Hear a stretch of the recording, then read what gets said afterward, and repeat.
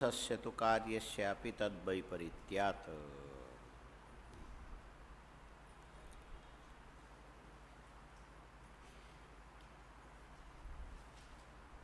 प्रकृति व्यक्त प्रकृति और अव्यक्त प्रकृति। प्रकृति दो प्रकार की है, लिखो ऐसे। हाँ? व्यक्त प्रकृति और अव्यक्त प्रकृति।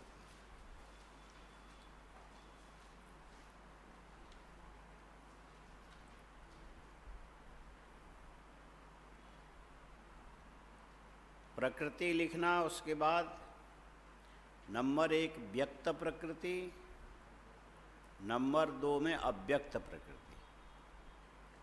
लेकिन नंबर 2 अभी मत लिखो, क्योंकि व्यक्त प्रकृति थोड़े इसकी व्याख्या लंबी है। पहले लिखो व्यक्त प्रकृति।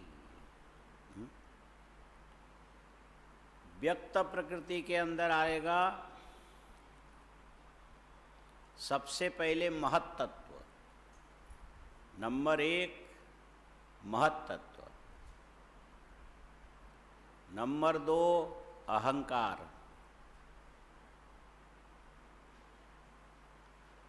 नंबर 3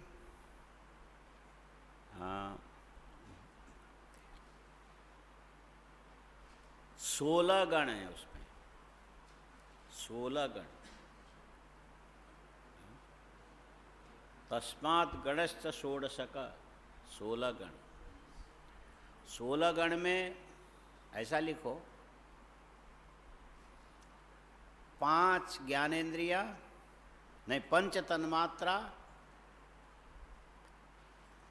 5 तन्मात्रा। तन्मात्रा शब्द से ये समझना रूप, रस, गंध, स्पर्श और शब्द। बोलो तन्मात्रा से क्या समझोगे?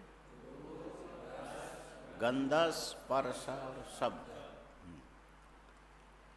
और ये तन्मात्रा पारिभाषिक शब्द है। तन्मात्रा पारिभाषिक शब्द। तुम लोगों ने अब तक जैसा जाना उससे बिल्कुल उल्टा अर्थ है ना?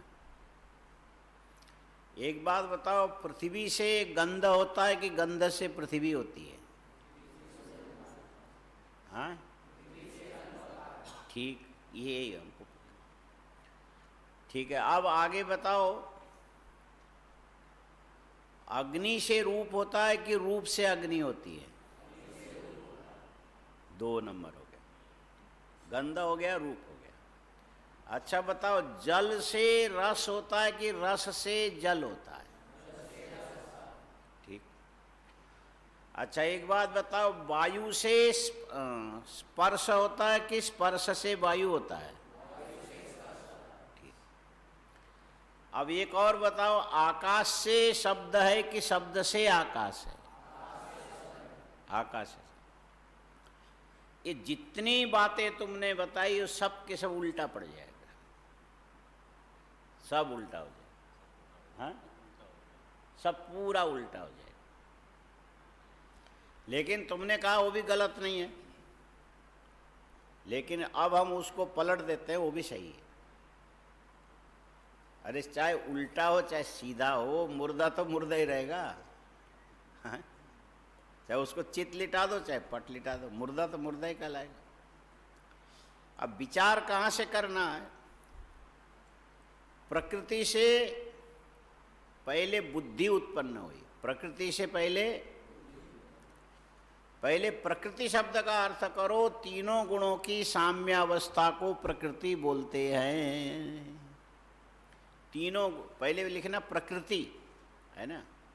उसके बाद 2 लाइन खींचना, उसके बाद उसके लक्षण लिखना। तीनों गुणों की साम्यावस्था को प्रकृति कहते हैं। आया समझ में?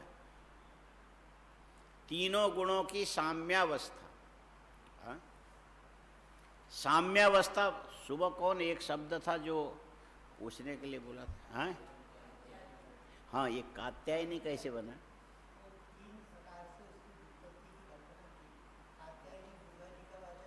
हाँ हाँ हाँ हाँ, तो शब्द बनेगा तो एक ही ढंग से ना, कात्यायन बनेगा तत्स्य गोत्रापत्यम कुमान, कत शब्द से ये प्रत्यय करेंगे। गर्गादि गण में कत शब्द का पाठ है। ये करने के बाद लोहितादि कतन दिव्य सूत्र से भय प्रत्यय करेंगे, फात्वायन करेंगे। हाँ कात्यायनी। लेकिन उसमें कात्यायन ऋषि के पुत्री अर्थ भी है। कत, अच्छा कत, कत के कन्या कात्यायनी, इसीलिए भागवत में इसका प्रयोग है। हाँ, कात्यायनी महामाये महायोगिन्यधीश्वरी। और ये जो देवी है ना, वैवाहिक कर्म को सिद्ध करती है। इसलिए कई लोग ये भी बोलते हैं इसका जप करो तुम्हारी शादी उदी हो जाएगी। हाँ, नंद गोप सुतम देवी। और जिसका नहीं होना होगा तो फिर भगवान भी नहीं करा सकता। जिसका नहीं होना होता है। अब मेरे ख्याल से शूर्पणखा की शादी हुई थी कि नहीं हुई थी? हाँ हाँ, हुई थी। किसके साथ हुई? हाँ, विद्युत विद्युत दिव्या जिह्वा, विद्युत जिह्वा के साथ। फिर वो मर गया था। हाँ, रावण ने मारा। हाँ, अच्छा, प्रतिज्ञा किया कि मैं तुम्हारा तेरे वंशनाश कराऊं। अच्छा अच्छा, माने साले ने जीजा को मारा है ना। ये वाल्मीकि में ही है। वाल्मीकि में ये प्रसंग शायद होगा तो उत्तरकांड में होगा, अभी वो देखना बाकी है ना। रामचरितमानस में नहीं है, वाल्मीकि में हो सकता है, उत्तरकांड में जो सबके जन्म के प्रसंग आया होगा ना, वहाँ पर। चलो जो भी हो, कात्यायनी ये तो हो गया, सुबह की बात है। अभी उसको काय को खींच के लाते। कात्यायनी शब्द है, देवी वाचक है और दुर्गा का एक रूप है। और ये कात्यायनी शायद सुबह इस प्रसंग में कुछ आया था, कात्यायनी लक्ष्मी का भी रूप दिया था क्या? हाँ, किस प्रसंग में उठा था ये? तुम लोग तो थे नहीं। सुबह के प्रसंग में था कात्यायनी, ऐसा कर, जो भी हो। अच्छा, अब यहां पर देखो, तीनों गुणों की साम्यावस्था को प्रकृति बोलते हैं, लिखा। लेकिन अभी तीन गुण अज्ञात है ना। हाँ, सत्वगुण लिखो, रजोगुण और तमोगुण। सत्वगुण, रजोगुण, तमोगुण, तीनों गुणों के, ये संसार में ये तीनों गुण लिखा ना, तीन गुण होते हैं। इस समय सारे तीन के तीन गुण सम नहीं है, विषम है। तीनों गुणों की अवस्था व्यक्त प्रकृति के अंदर सम नहीं है, विषम है। हाँ? घी, शहद, दो ही हैं कि और कुछ है? दो ही है। शहद और घी को समान मात्रा में मिला करके, अच्छी तरह से मिला के खाने से विष का काम करता है। शहद और घी को समान मात्रा में मिला करके कभी खाना नहीं चाहिए। या तो घी ज़्यादा होना चाहिए या तो शहद ज़्यादा होना चाहिए, दोनों को समान मात्रा जहर का काम करता है। अब ये प्रयोग करके किसी ने देखा कि नहीं, सुनने में यही आता है। तो समान अवस्था में, समान मात्रा में भी साम्य होता है और साथ में अवस्था में भी साम्य होता है। जैसे जन्मदिन किसी किसी का, दो आदमी का एक ही दिन आ जाता है, हाँ, तो बोले इनके जन्मदिन समान है, इसका मतलब इनकी उम्र भी कई बार संयोग से ऐसा भी होता है, हम एक ही दिन के पैदा हुए हैं। ये क्या अवस्था साम्य, इसमें क्या देखा जाएगा? और अवस्था साम्य होने मात्र से व्यक्ति के आकृति समान हो कोई जरूरी नहीं है। हाँ? एक ही दिन में दो पैदा हुए, लेकिन एक तो है ऐसा मोटा भैंसा जैसा और एक है ऐसा नारियल का झाड़ू जैसा। माने आकृति में समानता नहीं है। किसमें समानता है? जन्म की अवस्था में समानता है, एक ही दिन। तो ये साम्य जो है ना, कई जगह मात्रा में साम्यता होती है, कई जगह उत्पत्ति में साम्यता होती है, और भी कई जगह वजन में साम्यता होती है। और ये साम्यता यदि नहीं आई, ये रंग रूप में भी देखो असमानता है। ये और ये दोनों समान रूप वाले हैं, लेकिन ये और ये समान रूप वाला नहीं। इस प्रकार देखो तो ये जो व्यक्त माने प्रकट दिखने वाली जो प्रकृति है, इसमें तीनों गुण कहीं पर भी समान रूप में विद्यमान नहीं है। सब जगह कहीं सत्वगुण ज्यादा, कहीं रजोगुण ज्यादा, कहीं तमोगुण ज्यादा। उदाहरण में पृथ्वी, ये पृथ्वी है ना, पृथ्वी के अंदर तमोगुण की मात्रा ज्यादा है। पृथ्वी में तमोगुण की मात्रा ज्यादा है और उससे कम है रजोगुण, उससे भी कम है सत्वगुण। इसीलिए पृथ्वी को देखने के लिए प्रकाश की अपेक्षा होती है। सत्वगुण होता तो अपने आप ही दिखाई देता। पृथ्वी को देखने के लिए क्या चाहिए? प्रकाश चाहिए। और अकेले प्रकाश से भी नहीं होगा, और भी प्रकाश के अंदर भी रजोगुण की मात्रा है, सत्वगुण थोड़ा ज्यादा है, ठीक है, लेकिन ये चक्षु की प्रकाश की आवश्यकता है। इसका मतलब है कि तुम्हारे चक्षु में और चक्षु से मिले हुए मन में सत्वगुण की मात्रा ज्यादा है। हाँ, सत्वगुण की मात्रा, और जहां पर सत्वगुण ज्यादा होगा उसका सत्वगुण का लक्षण है सत्वम प्रकाशकम। कारिका में आएगा आगे, सत्वम सत्वगुण प्रकाशक है।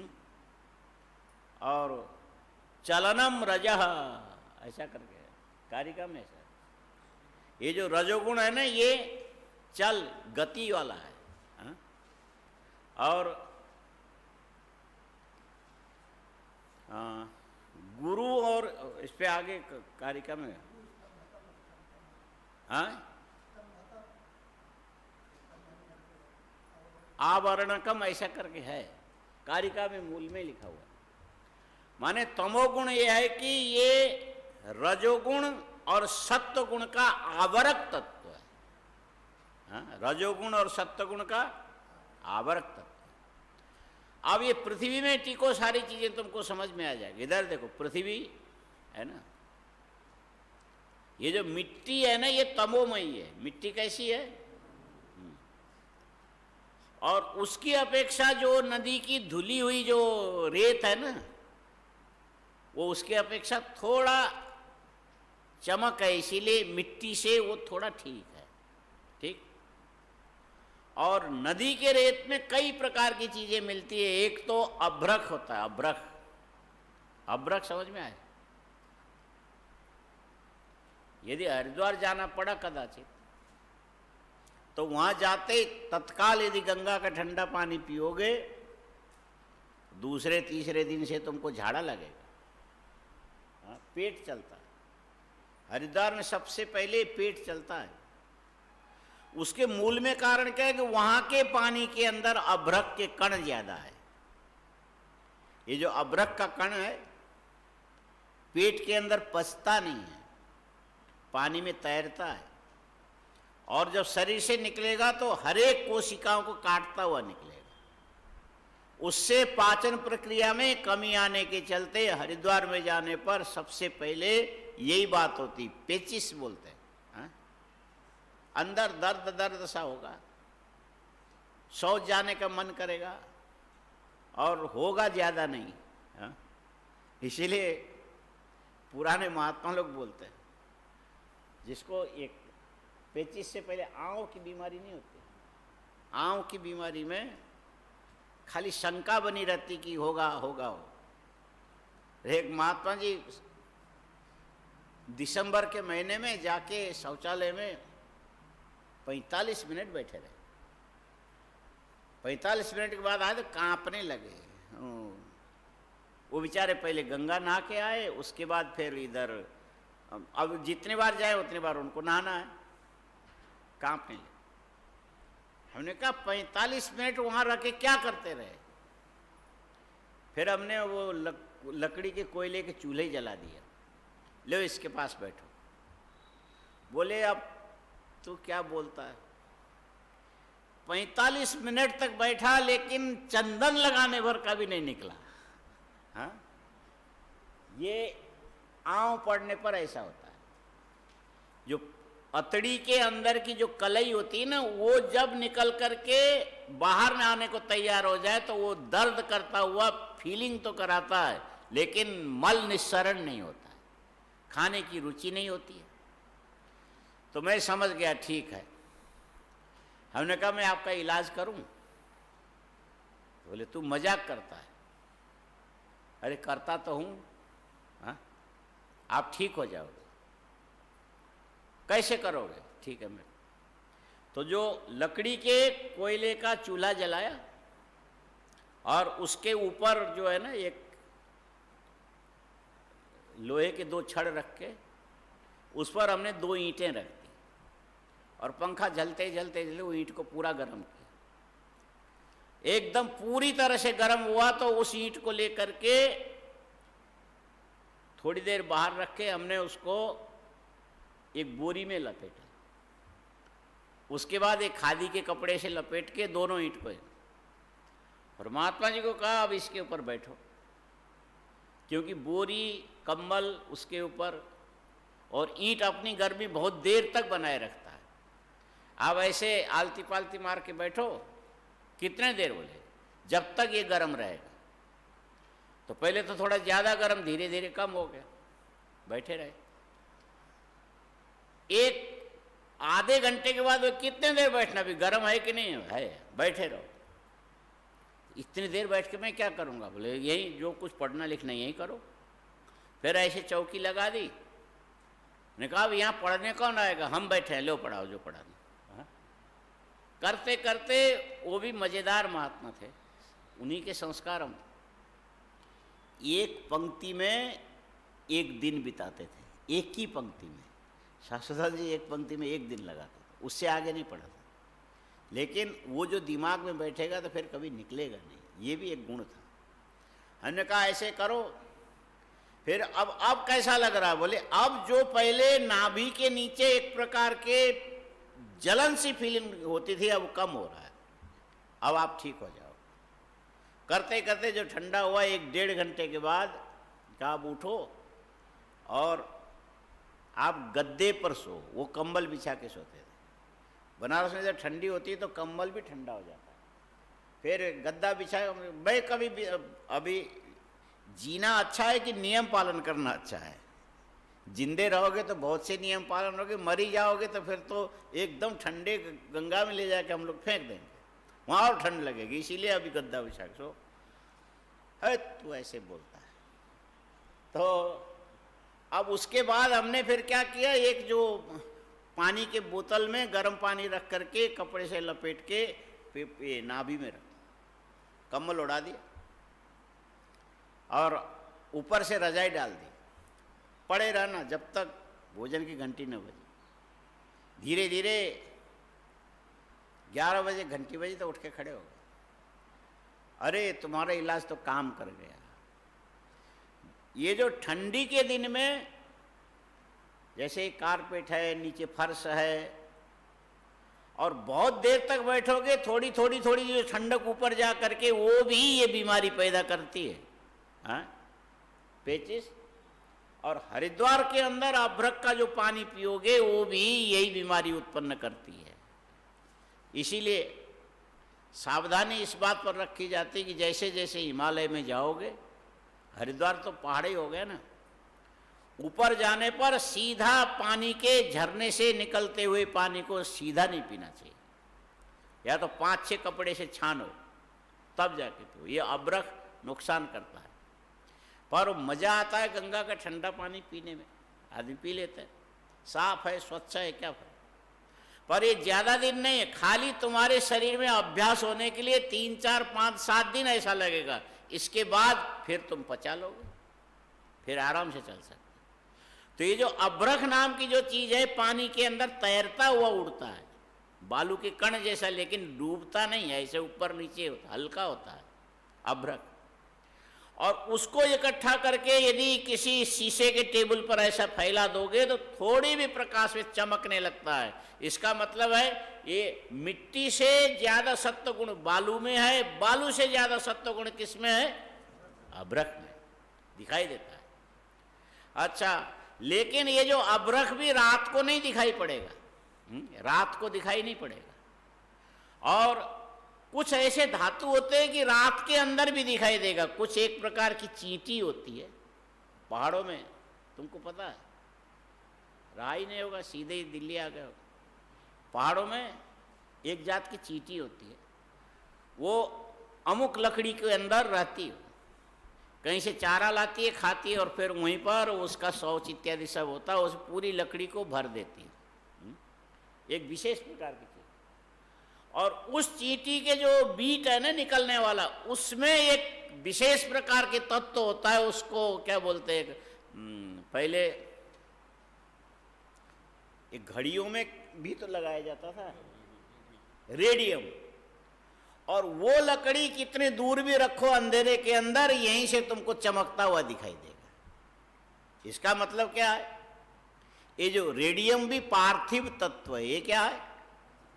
लेकिन मिट्टी की अपेक्षा पत्थर, पत्थर की अपेक्षा स्फटिक, स्फटिक की अपेक्षा अभ्रक, अभ्रक की अपेक्षा ये जो रेडियम नाम की जो चीज है, ये तारे के अंदर के थोड़े भी प्रकाश को ज्यादा ग्रहण करके प्रतिफलित करके जो बाहर फेंकता है, तुमको थोड़े से प्रकाश में दूर से दिखाई देगा। ये पृथ्वी का सात्विक अंश है। इसको क्या बोलना चाहिए?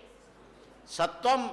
पहचान ये है कि जहां सत्वगुण होगा वहां पर प्रकाश रहेगा, सत्वगुण प्रकाशित होगा। और रजोगुण की क्या विशेषता है? रजोगुण की विशेषता है कि चलनात्मकम। ये जो पंखे चल रहे हैं, तुम्हारे पन्ने हिल रहे हैं, ये रजोगुण है। श्वास लेते समय पेट ऊंचा होता है, नीचे जाता है, ये रजोगुण है। और ये रजोगुण बिना पता भी नहीं लगेगा कि आदमी जिंदा है कि मरा हुआ है। श्वास लेने पर पेट फूलना चाहिए, बंद होना चाहिए, तो कुछ पता लगे तब ना, नहीं तो कैसे मालूम पड़े। इसीलिए डॉक्टर लोग देखते चल रहा है कि नहीं चल रहा। तो ये जो गति है ना, ये रजोगुण से आता है। गति किससे आएगा? रजोगुण से। और जो ज्ञान होगा ये सत्वगुण का परिणाम है। ज्ञान किससे होगा? और संसार में जितनी भी चीजें होंगी वहां पर कम बेसी हो सकता है, लेकिन हर जगह सत्वगुण भी रहेगा। हर तो देखो ये बोल रहे थे कि सत्वगुण से ज्ञान, रजोगुण से क्रिया, तमोगुण से बल, इन तीनों के ये गुण धर्म है। तमोगुण क्या करता है? तुम लोग आदमी हो नहीं हो? हाँ, हम कैसे मानेंगे तुम आदमी? हाँ, बोलो 2 पैर हैं इसीलिए।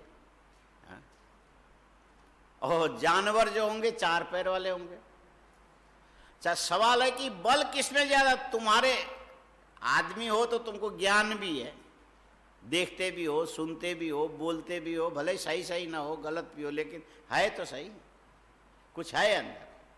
इतने गए बीते नहीं हो तुम, ठीक हो। अच्छा, तुमसे ज्ञान में कमजोर है भैंसा। हाँ, भैंसा जानते हो? हाँ, भैंसों को देखा है? भैंसा, हाँ, तुम्हारे घर में भैंस है? तो भैंस है तो भैंसा भी बड़ा हाँ बोलता है। ठीक है, अच्छी बात है, होना चाहिए। अच्छा, जो भैंसा है और घोड़ा है, दोनों में कितना अंतर है? भैंसे के पीठ पर थप्पी मारो, बड़े मुश्किल से सिर घूमे, और घोड़े के पीठ पर हाथ रखने के लिए जाओ तो छलांग मार के वहां चला जाएगा। माने उसके रोम के अंदर स्पर्श शक्ति ज्यादा अभिव्यक्त है। जैसे किसी के आदमी के पेट में यूं कर दो तो गुदगुदी लगती है ना, और घोड़े की ये विशेषता होती है, अच्छा जो घोड़ा होगा उसके बाल में जरा से कोई छू दे तो भी उसका सरसराहट होता है, उसके चलते छलांग लगा के यहां से वहां जाता है। हाँ? घोड़े में ऐसे। अच्छा बोलो, ज्ञान शक्ति किसमें प्रबल है? घोड़े में ज्यादा है कि भैंसे में ज्यादा है? घोड़े में ज्यादा, और उससे कम है गधे में। हाँ, गधे को तो ऐसे सिर पर हाथ फेरते रहो, कुछ नहीं, ऐसे पड़ा रहे। ये बता रहे थे सत्वगुण, रजोगुण, तमोगुण। और भैंस की मोटी चमड़ी होने से उसके अंदर की संवेदनशीलता कम है। उठा के डंडा मारोगे तब जाके थोड़ा सा उसको यूं करे। हाँ? और घोड़े को थोड़ी ही चाबुक यूं उठाते छलांग मारता है, उसमें संवेदनशीलता ज्यादा है। गधे की निंदा इसीलिए होती है कि उसमें संवेदनशीलता कम है। हाँ? है घोड़े, गधे की प्रजाति है। कौन? घोड़े से ही वो नीचे गिर करके गधा बना है। यद्यपि खच्चर भी एक जाति है। हाँ? लेकिन तुम लोग को ये पता नहीं होगा खच्चर कैसा होता है। खच्चर की खच्चर क्या होता है? खच्चर डबल च है ना, इसकी कोई व्युत्पत्ति तो नहीं होगी। हाँ, ये हिंदी का होगा खच्चर। ये है वर्ण संकर। घोड़ा और गधे के संबंध से जो पैदा हो गए उसको बोलते हैं। और वो घोड़े से भी और गधे से भी आकार में भी बड़ा होगा, शक्ति में भी ज्यादा होगा, लेकिन उसमें कमी क्या है? ये खच्चर के स्वयं के संतान नहीं होते, ये विशेषता। खच्चर के कभी संतान नहीं होते, नर मादा दोनों ही होंगे, लेकिन जब पैदा होंगे तो घोड़े और गधे के संयोग से ही होंगे। ये स्वयं अपने संतान को उत्पन्न नहीं कर सकते, ये तुम्हें पता नहीं होगा। कभी सुना था? खच्चर के संतान नहीं होते, वो घोड़े गधे से खच्चर तक होंगे, और इसके अलावा उनके अपने निजी संतान नहीं होते हैं। हाँ? ये धर्म खत्म हो जाता है। जैसे कई चीजें हैं जो तुमको पता नहीं होगा। ये जैसे तुम देख रहे हो ना, आँख से सफ़ेद फूल है, लाल फूल है, कपड़ा सफ़ेद है, ये काला है। और कुत्ता जो अपने आँखों से किसी को देखेगा उसको केवल दो ही रंग दिखते हैं, काला और सफ़ेद। बाकी रंग का ज्ञान कुत्तों को नहीं होता। हाँ? कुत्तों को, इसको क्या अंग्रेजी वाले ब्लैक एंड वाइट, इतने में देखता है बस। और वो जो किसी ने यदि ऐसे धारी वाले कपड़े पहन लिए तो कुत्ता भौंकता हुआ आएगा, बोला उसको उसमें शेर की धारी काला सफेद वो दिखता है, वो फिर चिढ़ करके परेशान होकर के आता है। ठीक है। अच्छा, अब बात यह कि गधे के अंदर संवेदनशीलता घोड़े से कम, घोड़े में ज्यादा, और उस घोड़े से भी संवेदनशीलता, बुद्धि, माने घोड़े में बुद्धि बहुत होती है, आदमी में भी होती है। आदमी भी बुद्धिमान है। हाँ? आदमी भी बुद्धिमान है, लेकिन घोड़े में एक ही चीज नहीं है कि तुम्हारी जैसी वाणी घोड़े के अंदर नहीं है। हाँ? समझता सब कुछ है, लेकिन तुम्हारी जैसी वाणी उसके अंदर नहीं। आँख भी बराबर है, कान भी बराबर है, सूंघता भी ठीक है, चखता भी ठीक है, और स्पर्श संवेदना भी है, लेकिन तुम्हारी जैसी वाक शक्ति स्पष्ट वाणी को, ऐसे तो कई लोगों को गधा इसीलिए बोलते हैं कि उसकी स्पष्ट वाक शक्ति नहीं होने पर उसको फिर गधा बोला जाता है। इसीलिए शिक्षा इसी की लेनी चाहिए, भले देर से बोलो, समझ के बोलो, स्पष्ट बोलो, अर्थयुक्त बात बोलो, जो दूसरों को समझ में आवे। सीखना यही तो है, यही सीखा जाए। अच्छा, ये सब सीखने की क्षमता तुम्हारे अंदर होने से मनुष्य के अंदर सत्व गुण की मात्रा ज्यादा है। मनुष्य में सत्व गुण की मात्रा ज्यादा है, लेकिन ये जो मनुष्य में जो शरीर का अंश जो बनता है ना, अन्न से बनता है। किससे बनेगा? और अन्न कहाँ से आया? पृथ्वी से।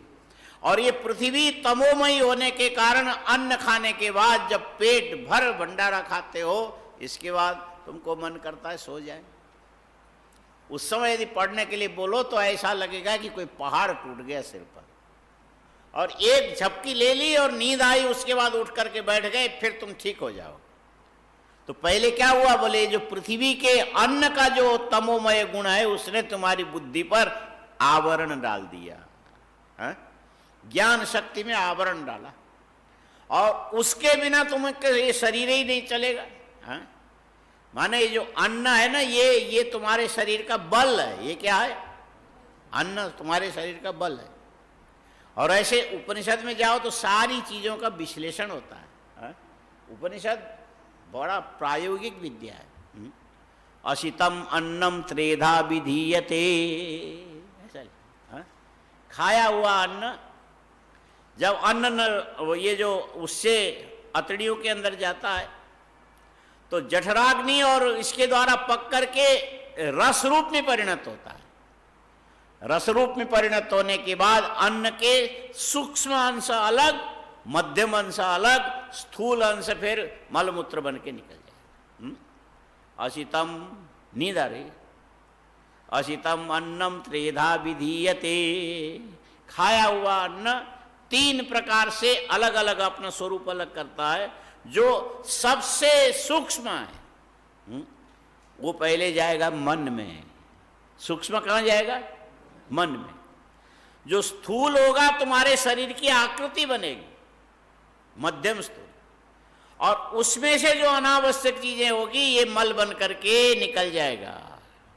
लेकिन पूरा मल निकल जाएगा, पूरा मल निकल। एक महात्मा जी थे काशी में, बेचारे चले गए, अच्छे थे, दक्षिण वो से कर्नाटक का शरीर था, शरीर मजबूत था, आते थे कई बार मिलते थे, रहते थे वहाँ भोलागिरी में और आते थे दक्षिणामूर्ति में पढ़ने।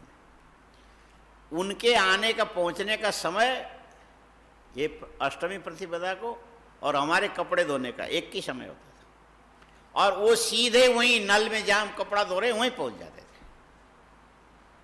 बोले पुण्यानंद जी, काशी में मैं स्वस्थ नहीं हूँ। क्या हुआ? पेट साफ नहीं होता, कहना उनको ये था, और हिंदी वाले तो थे नहीं। तो बोले हमारा टट्टी साफ नहीं होता है।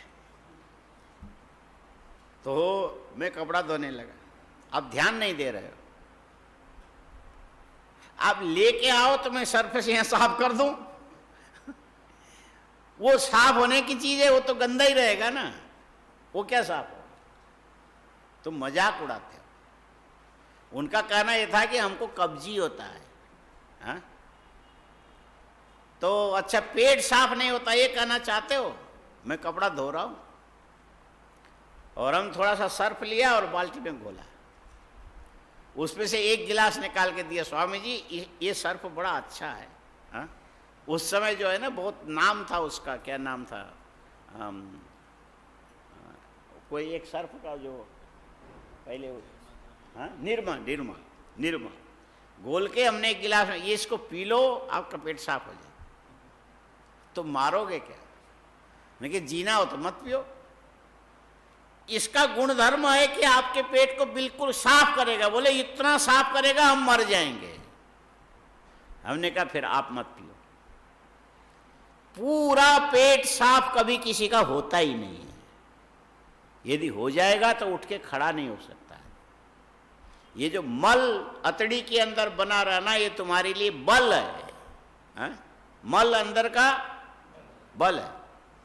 और पूरी तरह से यदि दस्त लग गया, साधन है, ऐसे आयुर्वेद में बहुत सारी दवाई है ऐसे, उसको पता नहीं क्या बोलते हैं, जरा सी ले लो, इच्छा भेदी रस, लिए कभी इच्छा भेदी रस, और वो गर्म पानी से लिया जाता है। इच्छा भेदी रस ले लो, 1.5-2 घंटे के अंदर पेट अंदर से गुरु जी का स्मरण करेगा, गुरु गुरु गुरु, मर गया रे। और जाते रहोगे, फिर उठ के चलने की क्षमता नहीं रहेगी। इसीलिए पहले वो वैद्य लोग बोल देते कि 1, 2, 3 बार जाने के बाद आकर के तुम ठंडा पानी पी लेना, ठंडा पानी से रुक जाता है। लेकिन एक बार यदि पूरी तरह से पेट साफ हो गया तो तुम उठ के खड़े नहीं हो सकते हो, इधर गिरोगे इधर गिरोगे। तो ये मल जो है ना तमोमय है, मल क्या है, लेकिन वो यदि तुम्हारे अतड़ियों के अंदर पड़ा हुआ न हो तो तुम्हें बल नहीं मिलेगा। ये मल क्या है, बल है। और साथ में रजोगुण क्या है, इस क्रियाशीलता, वायु सदा क्रियाशील रहता है, वायु, और वायु से प्राण अंदर लेते हो, और ये अंदर आकर के जठराग्नि के अंदर जो अग्नि पड़ी है उसको प्रज्वलित करता है। अग्नि और वायु के संयोग से ही ये जो खाया हुआ सफेद दूध पेट में जा करके फिर पच करके बाद में तुम एकदम लाल हो जाओगे, ये अग्नि और वायु के क्रिया से। तो प्रज्वलित होने वाली अग्नि में और साथ में वायु के जो क्रियाशीलता है, इसके चलते तुम्हारे शरीर में ये जो रक्त के नस के एक एक रग रग में जो रक्त बहता है, ये बहने की जो क्रिया किसके द्वारा होती है, ये क्रिया होती है रजोगुण से। किससे होगी, रजोगुण से। और साथ में जो खाया हुआ अन्न की जो शक्ति है, सबसे सात्विक उत्तम जो शक्ति है, वो जाकर के मन में पहुंचता है। ऐसे छांदोग्य में अशितम अन्नम त्रेधा विधीयते, यत् सूक्ष्मम तद मनोभवति, जो सूक्ष्म होगा वो मन बनेगा, जो मध्यम होगा ये शरीर के अंदर के मांस मज्जा इत्यादि अन्य धातु में चला जाएगा, और अति स्थूल एकदम निम्न स्तर का होगा तो फिर मल बन करके निकल जाएगा ये अन्न में। माने ये पृथ्वी के अंदर तमोगुण भी है, पृथ्वी के अंदर रजोगुण भी है, पृथ्वी के अंदर सत्वगुण भी है। सत्वगुण अति कम मात्रा में है, और उसके परिष्कार करते करते अंतिम जो सत्वगुण का अंश है मन में जाके काम करता है। इसीलिए मन संकल्प विकल्पात्मकम मनः, आया समझ में? तो शरीर में ये जो शरीर का ढांचा है ना तमोमय है, ये कैसा है, लेकिन तुम्हारे शरीर में ज्ञान की मात्रा ज्यादा होने से एक मच्छर भी काटे तो फट से पता लगता है। जरूरत के ज्ञान कम है लेकिन फालतू ज्ञान कम नहीं है। पहले से वो श्लोक याद है, मरकटस्य सुरापानम, नहीं है, याद नहीं, लिखो लिखो लिखो, ये तुम्हारे काम का है, लिखो। मरकटस्य सुरापानम पुनः वृश्चिकदंसनम, पुनः वृश्चिकदंसनम, उपरि भूत संचार यद्वा तद्वा भविष्यति। लिखा, बोलते जाए लिखते जाओ, हमारी ओर मत देखो ना। मरकटस्य सुरापानम, सुरापानम, पुनः वृश्चिकदंसनम, पुनः वृश्चिकदंसनम, उपरि भूत संचार यद्वा तद्वा भविष्यति। अब लिख लिया? मरकटस्य सुरापानम, लिखा तो बोलो। पुनः वृश्चिकदंसनम, उपरि भूत संचारो यद्वा तद्वा भविष्यति। ये तो ऐसे ही याद होना चाहिए। मरकटस्य सुरापानम, पुनः वृश्चिकदंसनम, ऊपरी दर्शनम नहीं, दंसनम, दंसनम लिखा है ना, दर्शन मत लिखना। ऊपरी भूत संचारो यद्वा तद्वा भविष्यति, इसका अर्थ नीचे लिखो। एक तो बंदर पहले से चंचल होता है, हाँ, एक तो बंदर पहले से चंचल होता है, और ऊपर से उसको किसी ने शराब पिला दिया, हाँ?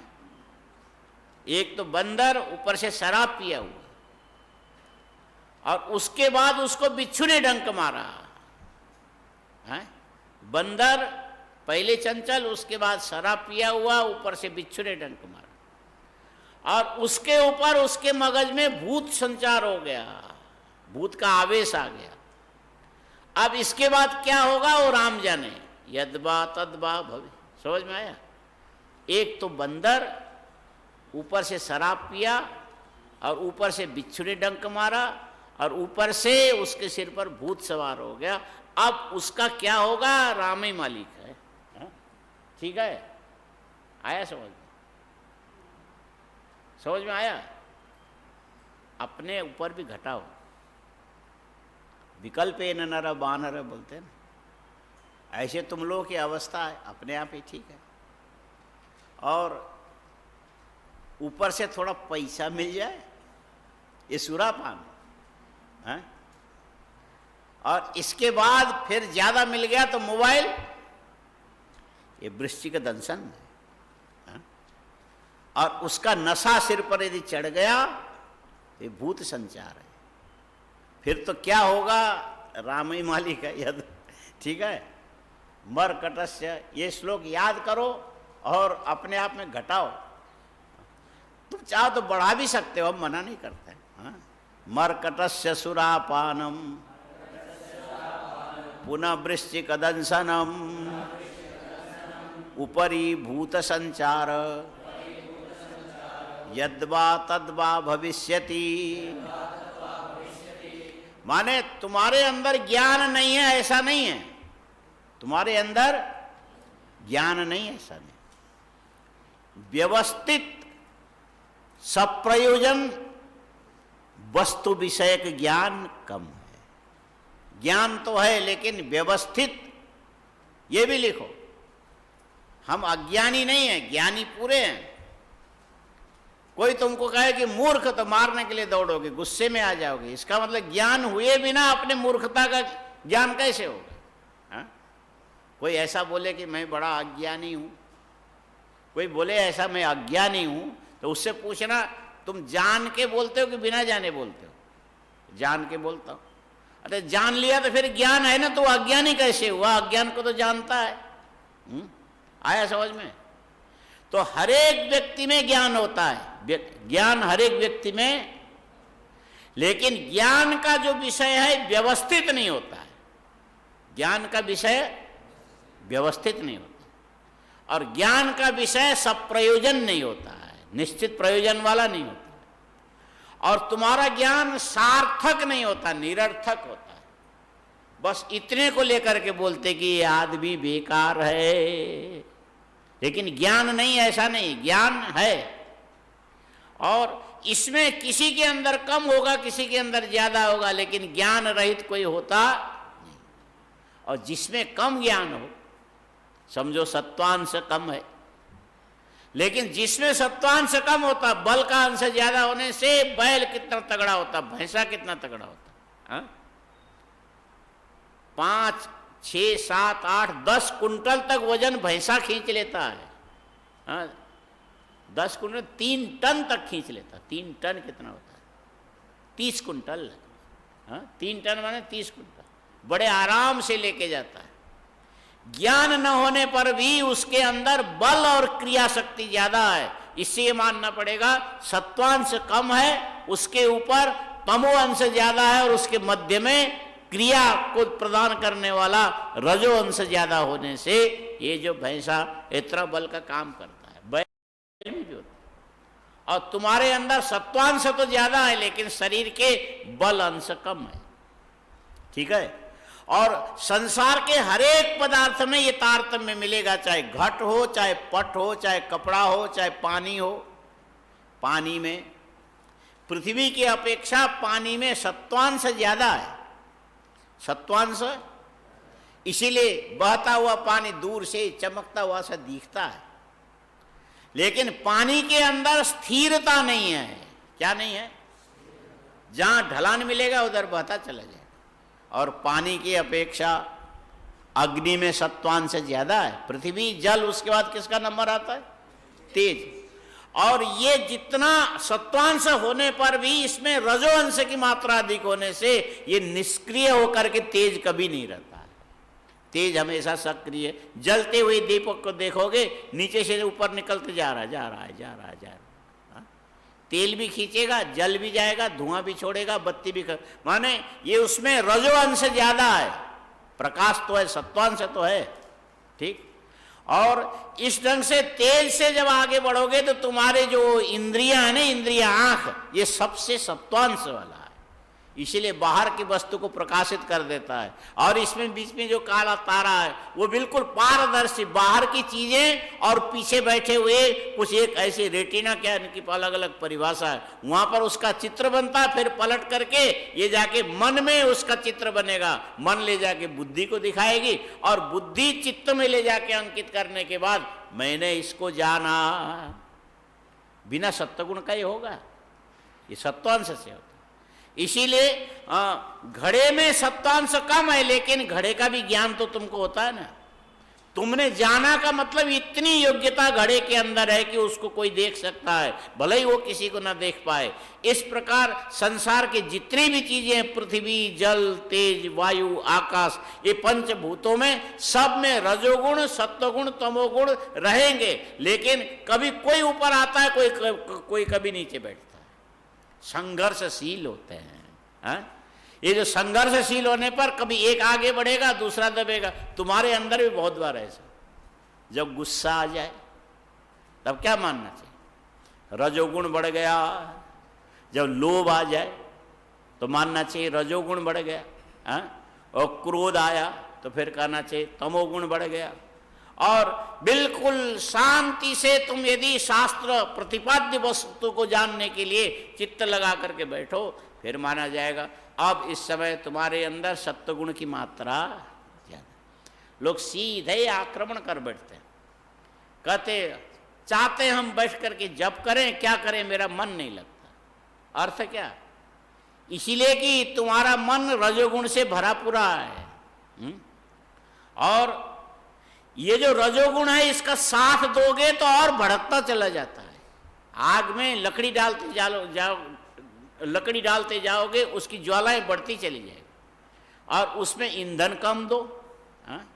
तो ये आग धीरे धीरे धीरे धीरे राख में समाहित हो जाएगी। और कम खाओ, हा? कम खाओ। क्या होना चाहिए? यदि पढ़ना हो, लिखना हो, समझना हो तो जितना तुम खा सकते हो उससे 2 रोटी कम खाओ। हम इसलिए नहीं बोलते कि यहाँ बच जाएगा, तुम पचा सकते हो, खाओ, पूरा ही खाओ, 8 खाओ, 10 खाओ, 20 खाओ, लेकिन 20 भी खाओ तो 20 खाने की क्षमता हो तो 2 रोटी कम खा के 18 खाओ। उससे क्या होगा?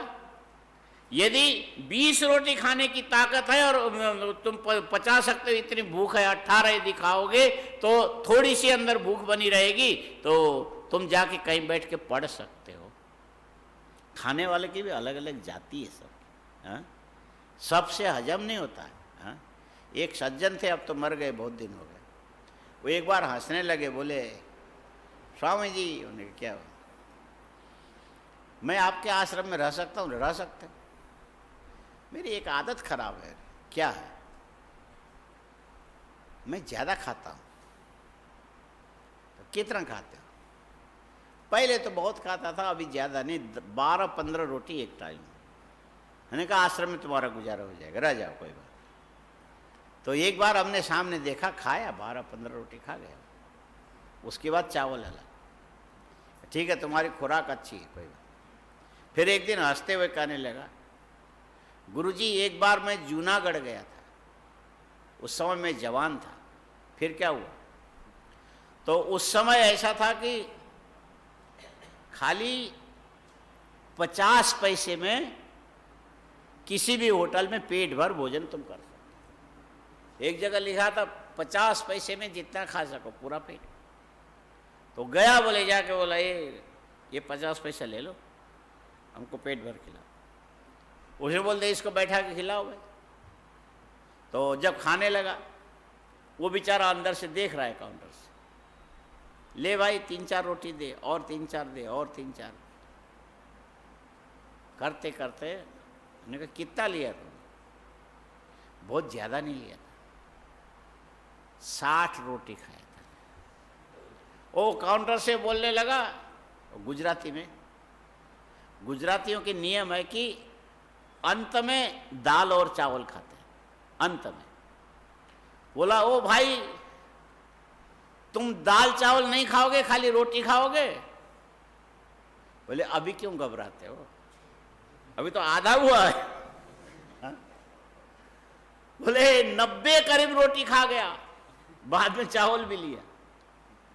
तो चलने लगा तो बोले देखो इधर आओ। उसने हमको 1 रुपया दे दिया। बोले इस होटल में कल मत आना, इस होटल में कल मत आना, क्योंकि ये 8 आना भी हमने 50 पैसा भी तुमको वापस कर दिया, ऊपर से 50 पैसा और दिया। ओ इसीलिए कि तुम दूसरे दिन आओगे तो हमको तो दीवानी, हाँ हम तो खत्म हो जाएंगे। अच्छा, हमने कहा कि भाई 90 रोटी खा करके तुम काम कितने करते? बस गुरुजी काम तो जितने मर्जी मेरे से करा लो। एक दिन में 50-60 किलोमीटर साइकिल से मैं बड़े आराम से चल लेता हूँ, 60 किलोमीटर साइकिल से एक ही दिन में, और बिल्कुल थकता नहीं हूँ। हाँ तो ठीक है, बड़ी अच्छी बात है।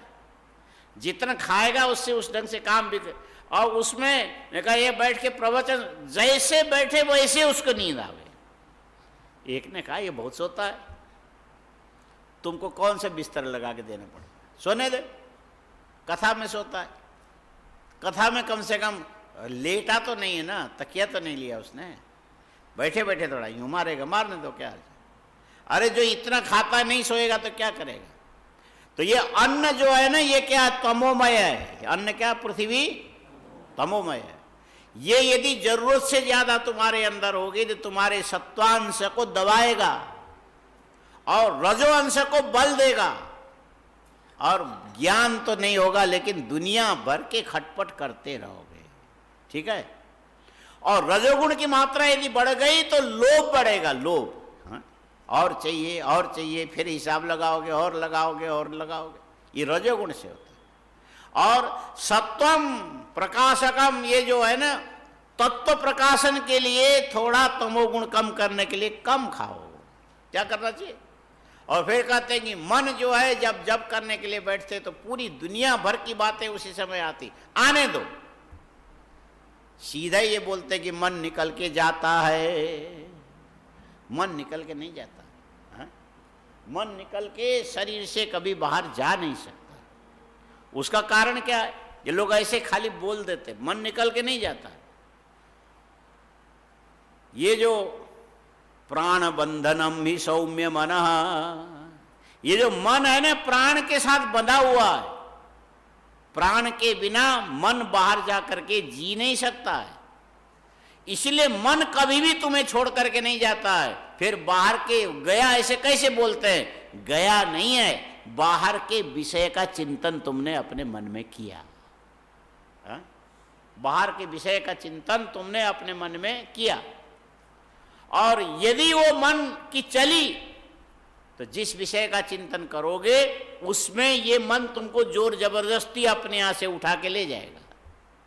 यदि उसका कहना यदि तुमने नहीं माना, फिर वो मन स्थिर हो जाएगा। जप में मन लगाने का तरीका ही है। जप में माला ले लो, सीधे होके बैठ जाओ, और मंत्र हो सके तो अकेले कमरे में बैठो, कोई दूसरा सुनने वाला ना हो, तो बोल के मंत्र उच्चारण करो, अपने कान से सुनो, और उसके बाद हृदय में मंत्र के अर्थ का स्मरण करो, और उसमें एक श्वास का ही अंतराल होना चाहिए, उससे ज़्यादा नहीं। जितने से दूसरा एक मंत्र उच्चारण कर सको उतने श्वास लेना। वो भी श्वास लेते समय पेट भी नहीं हिलना चाहिए, शरीर भी नहीं हिलना चाहिए, और बिल्कुल स्थिरता से प्रयत्न शैथिल्याद अनंत समापत्तिभ्याम ऐसा माना गया। माने शरीर में इस ढंग से बैठना कि जिसमें शरीर की स्थिति बनाए रखने के बाद उसमें जैसे मुट्ठी बांधते तो ये प्रयत्न है, और ढीला छोड़ते हो तो प्रयत्न शैथिल्य। पूरे शरीर की ऐसी स्थिति रख के खाली माला मात्र के लिए तुम प्रयत्न करोगे, बोलोगे, सुनोगे, अर्थ स्मरण, फिर एक मन का बोलोगे, सुनोगे, अर्थ स्मरण एक। तो ये उस समय तुमको मन में बेचैनी होगी। मन में सारी दुनिया, सुबह उठ करके कोई घूमने जा रहा है, कोई चाय पी रहा है, कोई अखबार पढ़ रहा है, तुम ऐसे मूर्ख हो यहाँ बैठे बैठे क्या मन, अरे राम का नाम एक बार लो 5 बार लो, क्या फर्क पड़ता है। एक आदमी को कहा कि तू बड़ा चंचल है, ऐसा करो कि ओम नमः शिवाय ऐसा करके तुम लगभग 10,000 जप करो। बोले बोलते तो नहीं बनेगा, आप कहो तो मैं लिख लूँ। बोले नहीं, बोल के करो। तो लेके बैठ गए, तो ऐसा ऐसा ऐसा हिलता था। माला भी जल्दी जल्दी, कि इतनी जल्दी तो ये 5 अक्षर में होना नहीं चाहिए, क्या बात, इतनी जल्दी जल्दी कैसे कर रहे हो। बोले हैं करता है। बोले क्या बात है, बोल। आपने कहा था ना ओम नमः शिवाय, बार बार करना है। हाँ, एक बार बोल दिया ओम नमः शिवाय, उसके बाद डिट्टो डिट्टो डिट्टो डिट्टो। समझ में आया। मैंने उसको बार बार उच्चारण करने की क्या, भगवान तो अपने आप ही समझ लेगा। भैया इससे नहीं होगा। मंत्र के अंदर मात्रिका होते हैं, मंत्र के अंदर, और हर मात्रिका के अपने अपने स्वरूप होता है, अपनी अपनी शक्ति होती है। 5 अक्षर के मंत्र बोलोगे, न भी मात्रिका है, म भी मात्रिका है, स भी मात्रिका है, ई भी मात्रिका है, य भी मात्रिका। आया समझ में।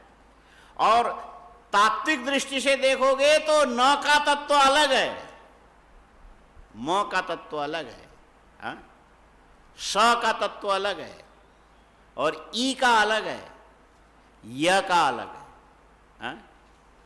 नमः शिवाय, ये इसके पूरा यदि ध्यान रखना हो तो फिर जाना पड़ेगा शारदा तिलक में जाना। शारदा तिलक के अंदर ये जो 51 जो वर्ण है, सबके अलग अलग तत्व अलग है, देवता अलग है, और फिर हर एक वर्ण के अर्थ अलग अलग है। एक वर्ण के एक अर्थ नहीं होगा, कई अर्थ होते हैं। यम वायुवात्मकम गंधम समर्पयामि, बम पृथिव्यात्मकम धूपम समर्पयामि।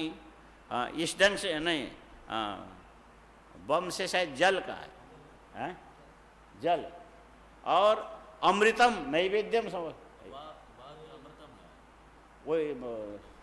वह जल के लिए है, और रम अग्नियात्मकम दीपम समर्प, माने रकार जो है ना अग्निमूलक है। इसीलिए किसी के कई लोग नाम बदल देते हैं। लेकिन क्यों बदलते, बोले इसको गुस्सा बहुत आता है इसलिए इसका नाम बदल दो, गुस्सा ठीक हो जाए। कारण क्या, रकार से जिसका नाम शुरू होगा वो गुस्सेबाज होगा। र अग्नि वर्ण है, र से रम अग्नियात्मकम दीपम। वैसे एक वर्ण के अनेक अर्थ होते हैं, एक वर्ण के अनेक स्वरूप होते हैं। जब 5 अक्षर के मंत्र बोलने के लिए तुमको कहा गया, वहां तुम अपनी मर्जी से एक बार बोल दिया और 50 बार बोलो, क्या फर्क पड़ता है, वैसा वैसा वैसा, वो जप नहीं माना जाए। हर बार बोलोगे, हर बार सुनोगे, हर बार अर्थ चिंतन करोगे। और इसमें बीच में सत दीर्घ काल निरंतर ये सत्कारा से भी, तो माने सत्कार पूर्वक करना होगा। और श्वास जो लोगे, एक मंत्र उच्चारण करने के लिए जितनी जरूरत पड़ेगी उतने, और लेते समय पेट फूलना ऐसा, और मन तुमको परेशान करेगा, कहाँ के मर गए, फंस गए। दूसरे लोग कितने मजा ले रहे। यदि घड़ी देख के 7.5 मिनट तक तुमने मन की यदि नहीं सुनी, इसके बाद उसी जप रूपी क्रिया के अंदर लय बंधने लगता है। लय समझ में आए। अभी जो तुम लोग सुबह बैठ करके रुद्री बोलते हो ना, तो अभी तुम्हारे आवाज में वो जो लय का जो एक होना चाहिए ना आकर्षण, अभी बना नहीं है, ये इतने जल्दी नहीं बनेगा। हाँ, और हम ये भी नहीं कहते कि कभी नहीं बनेगा, बन भी जाएगा। लेकिन पतंजलि ने सीधा लिखा, सतु दीर्घकाल नैरंतर्य सत्कारा सेवितो, माने सत्कार माने श्रद्धा पूर्वक करना चाहिए, निरंतर करना चाहिए, लंबे समय तक करना चाहिए। उसके बाद उस ध्वनि के अंदर जो निकलने वाला स्वारस्य है, आनंद प्रदान करने की एक स्थिति, वो तुम अनुभव करने लग जाओगे। उसके बाद तुम चाहोगे कि मेरा मन इसमें न लगे तो भी लगेगा। हा? तुम चाहोगे, माने बैठे थे, 1 घंटे के लिए बैठे और 7 साढ़े 7 मिनट हैरान हुए, और 1 घंटा पूरा करने पर उठने से पहले ऐसा लगेगा थोड़ी देर और बैठे तो क्या अर्थ है। मन के कहने से तत्काल उठ करके चलोगे तो ये मन तुम्हें ये जो हवा भरी हुई फुटबॉल के समान दौड़ाता ही जाएगा। तुम फुटबॉल हो और मन अंदर के उसको गति देने वाला है, और उसके गति को नियंत्रित करके थोड़ी देर उसकी बात माने बिना यदि बैठोगे तो तुम्हारा मन जप में लग जाए। और पढ़ने का भी सूत्र ही यही है, पढ़ने का भी सूत्र यही है। हमको सुबह इतने बजे से इतने बजे तक एक पुस्तक को लेकर के इतना हमको याद करना है, और ये यदि संकल्प करके रात को सोओगे, सुबह उठोगे, सारी तैयारी करोगे, मन अंदर से क्या बदमाशी करेगा, जितने बजे तुमको बैठना होगा उतने बजे बैठने ही नहीं देगा, 50 काम निकाल के सामने रख देगा। सबका अतिक्रमण करो, हाँ? सारे कामों का अतिक्रमण करके ये मेरा नियम है, मुझे इतने बजे से इतने बजे तक मेरी आंखें भी इधर भी नहीं जाएगी, इधर भी नहीं जाएगी, ऊपर भी नहीं जाएगी, यहाँ भी नहीं। इसी को देखना, इसी को बोलना और इसी का आवर्तन करते लगातार। और ये नियम 1 घंटे का यदि रोज रखोगे, सुबह 1 घंटे का, शाम का, दिन भर पढ़ने की जरूरत नहीं, इतने ही पर्याप्त है। लेकिन तुम लोग 8, 9, 10 घंटे पढ़ोगे और ऐसे मन से हिलते रहोगे, कुछ नहीं होने वाला। आया समझ में? अच्छा, ये इसमें जो थोड़ी देर बैठने के बाद जो तुम्हें आनंद की अनुभूति है, क्या ये सत्वांश है, मन के अंदर का सत्वांश है। यदि ये अंतर्लीन हो गया तो तुम्हारे अंदर के स्वाभाविक आनंद को प्रकट कर देगा, और स्वाभाविक आनंद यदि प्रकट हो गया, ज्ञात हो गया, तो तुम्हारे जीवन के सकल दुख का उच्छेद हो जाएगा, दुख का उच्छेद हो जाएगा। तो इस साधना के द्वारा यदि दुख का उच्छेद होता है, तो ये दुख का उच्छेद होना है, इसको क्या मानेंगे? बोले इसको आनंद मानेंगे। और ये मोक्ष में क्या होता है? हर प्रकार की सारी दुख समाप्त हो गया, तो फिर समझो परमानंद हो गया। हाँ, परमानंद, इसको परमानंद बोलते हैं। अच्छा, ये हमारे साधना का परिणाम होने के कारण ये जो परमानंद है, ये भी कार्य है कि नहीं है? अब सवाल उठा है। हमारी साधना का परिणाम होने के कारण ये भी अपने आप में कार्य है कि नहीं है? बोले तब तो फिर ये भी अनित्य होना चाहिए। हाँ, पहले आपने कहा स्वर्गादिकम कार्यम अनित्यम कस्मात् कारणजन्यत्वात् घटवत्, घट कार्य है और मिट्टी आदि से उत्पन्न हुआ, इसीलिए अनित्य है। ये स्वर्ग भी इसी प्रकार का थोड़ा ज्यादा दिन टिकेगा, लेकिन कार्य होने से ये भी अनित्य है। और तुम्हारी साधना से यदि मोक्ष सुख तुमको मिला तो ये भी तो कार्य हो गया। उसमें अनित्यत्व का हम अनित्यत्व की आशंका हम क्यों नहीं कर सकते हैं? आया समझ में? अब ये पंक्ति पढ़ो तो, न च कार्यत्वेन अनित्यता फलस्य युक्ता, फलम इति मोक्ष। व्यक्त अव्यक्त ज्ञ, व्यक्त हो गया ये पूरी प्रकृति, अव्यक्त हो गया इसके कारण जिसको तुम जान नहीं सकते हो।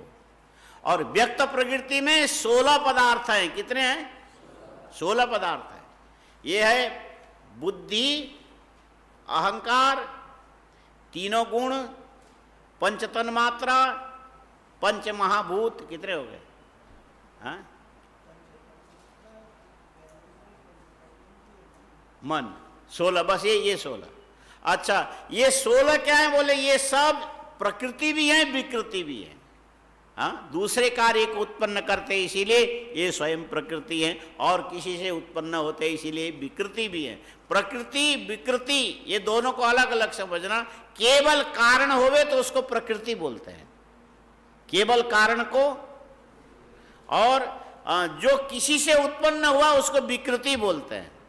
हाँ, घट मिट्टी से उत्पन्न हुआ, इधर देखो, घट मिट्टी से उत्पन्न हुआ, इसलिए मिट्टी घट की प्रकृति है, मिट्टी घट की, और घट मिट्टी का की विकृति है। ठीक है। अच्छा, अब हम तुमसे पूछते हैं, ये जो कपड़ा धागे से उत्पन्न हुआ, प्रकृति कौन है? हाँ? धागा। अच्छा, ठीक इसी ढंग से पानी से बर्फ बना, प्रकृति कौन है? और अनाज से भोजन बना, प्रकृति कौन? बस इसी ढंग से समझ लो कि जिससे जिस कार्य की उत्पत्ति हुई उसको बोलते हैं प्रकृति, और उत्पन्न करने वाले को प्रकृति, उत्पन्न होने वाले को विकृति बोलते हैं। दूध से दही बना, प्रकृति कौन है? हाँ? दूध। और दही से घी बना, प्रकृति कौन है? दही होगा। ऐसे क्रमशः देखते जाओगे तो जिसके द्वारा जो कार्य उत्पन्न हुआ उसको विकृति बोलते हैं, और उस कार्य को जिसने बनाया उसको प्रकृति बोलते हैं। और तुम्हारे विवेक विज्ञान के द्वारा यदि मोक्ष रूपी कार्य तुम्हें सिद्ध हुआ तो इसको भी कार्य होने से हम इसको अनित्य नहीं बोलेंगे। बोले नहीं बोल सकते। हाँ, इसको पढ़ो। न च कार्यत्वेन अनित्यता फलस्य युक्ता फलस्य मोक्षस्य इत्यर्थ। विवेक ज्ञान का कार्य होने से इसमें भी अनित्यता का अनुमान नहीं करेंगे क्या? जैसे और जगह आपने स्वर्ग आदि के लिए किया, वो नियम यहां भी तो लगेगा। बोले भाव कार्यस्य तथात्वात् दुख प्रध्वंसस्य तो कार्यस्यापि तद् वैपरीत्यात्। बोले कार्य दो प्रकार के होते हैं। कार्य कौन कौन से? एक भाव कार्य है, दूसरा अभाव कार्य है। बोलो, एक भाव कार्य है, दूसरा अभाव कार्य है। धागे से कपड़ा उत्पन्न हुआ, ये भाव कार्य है कि अभाव कार्य है? हाँ? धागे से कपड़ा हुआ तो भाव कार्य है। हाँ? कपड़ा दिखता है ना तुमको, और कपड़े से कुर्ता बन गया, ये भी भाव कार्य है। और कुर्ता फटने के बाद तुमने बीच में से एक रुमाल बना दिया, ऐसे होता है। ये सब कार्य भाव कार्य है। इसीलिए पंडितों के, महात्माओं के तो ये नियम है, धोती फटे तो लंगोटी, लंगोटी फटे तो रुमाल। ये कार्य कारण ऐसे तो होता है। माने जहां पर ज्यादा हो तो कुछ भी प्रयोग करो, लेकिन थोड़े में यही होता है। क्या होता है? धोती फटे लंगोटी, लंगोटी फटे, लेकिन उसे मुंह मत पूछना। ठीक है? माने उपयोग करते समय ध्यान रखना, वो बात अलग है। लेकिन ऐसा माने धोती को कार्य मानोगे तो लंगोटी कार्य, लंगोटी को यदि कार्य प्रकृति मानोगे तो ये रुमाल कार्य। ऐसे छोटे छोटे पता नहीं क्या नहीं होता है, कोई हिसाब नहीं। लेकिन अब पूरे कपड़े को आग लगा दोगे, उसके बाद वो जल करके राख हो गया, क्या वो राख से भी कोई रुमाल लंगोटी आदि बना सकते हो? ये भाव कार्य नहीं है, अभाव कार्य।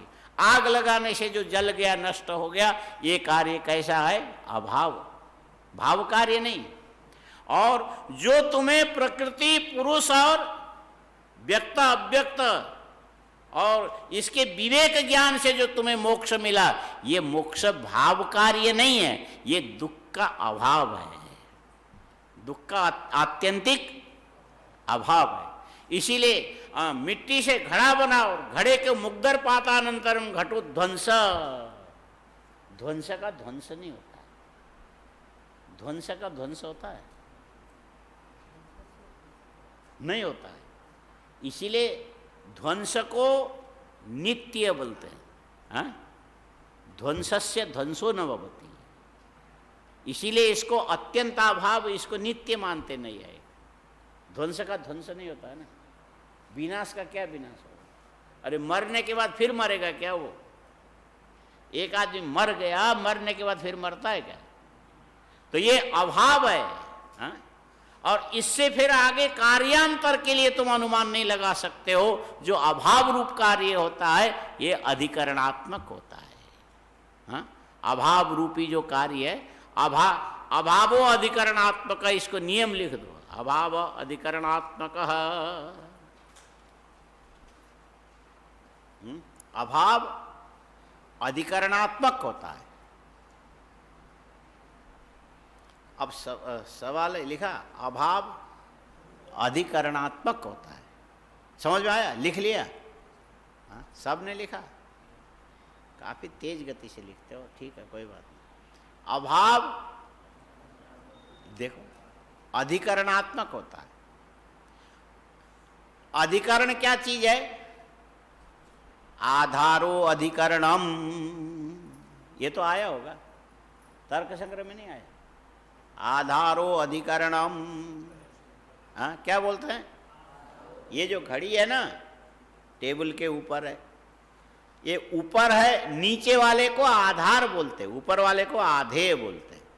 घड़ी टेबल में है, इसमें क्या कहोगे? आधेय कौन है? घड़ी। और अधिकरण कौन है? टेबल।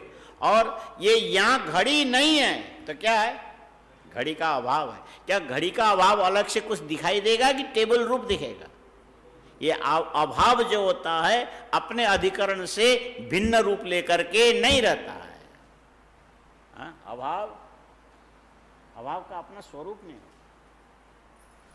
अभाव का अपना स्वरूप जहां रहेगा तद्रूप होकर रहेगा, अधिकरणात्मक होता है।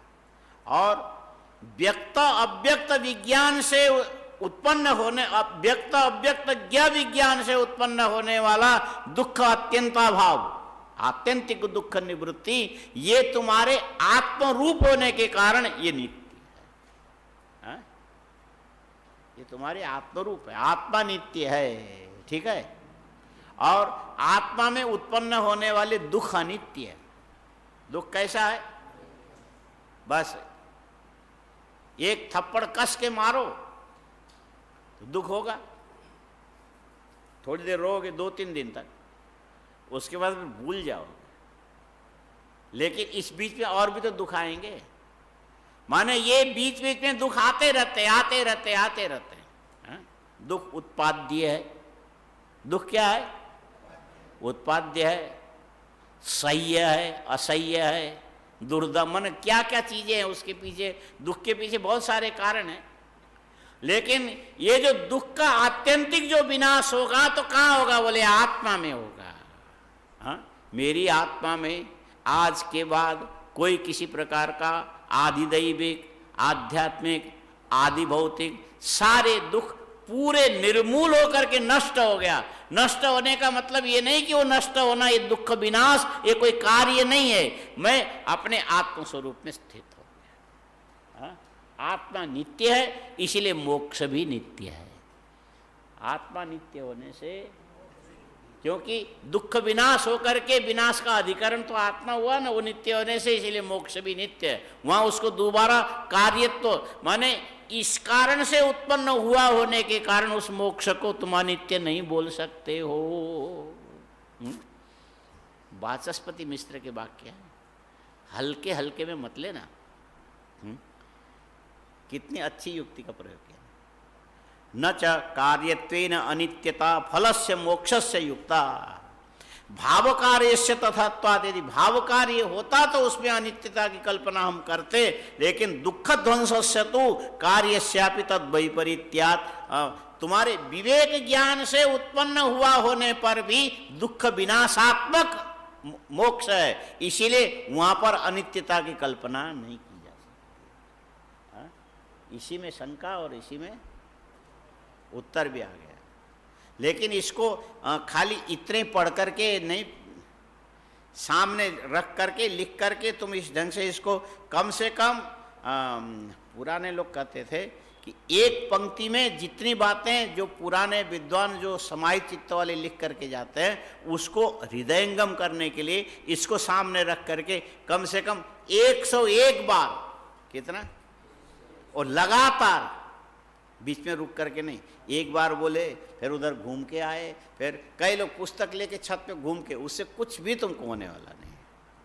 हाँ, दृष्टि अक्षर में होना चाहिए और शरीर हिलना नहीं चाहिए, और बीच में खाली ये वाक्य पूरा होने पर जितना तुम्हारा श्वास खत्म होता है उतनी तुम्हारी क्रिया होनी चाहिए, बाकी चुप, माने लगातार चलना चाहिए। हाँ?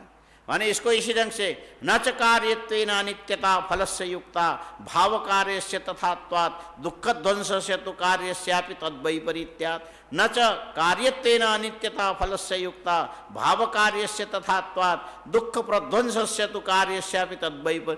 ऐसा करके 101 बार लगातार बोलोगे तो 101 बार में 50 तक तो ये तुम्हें कंठस्थ हो जाएगा। 50 के बाद फिर इसके पूरे अर्थ तुम्हारी बुद्धि में खिलने लग जाएगा, फिर तुम दूसरों को समझा भी सकते हो।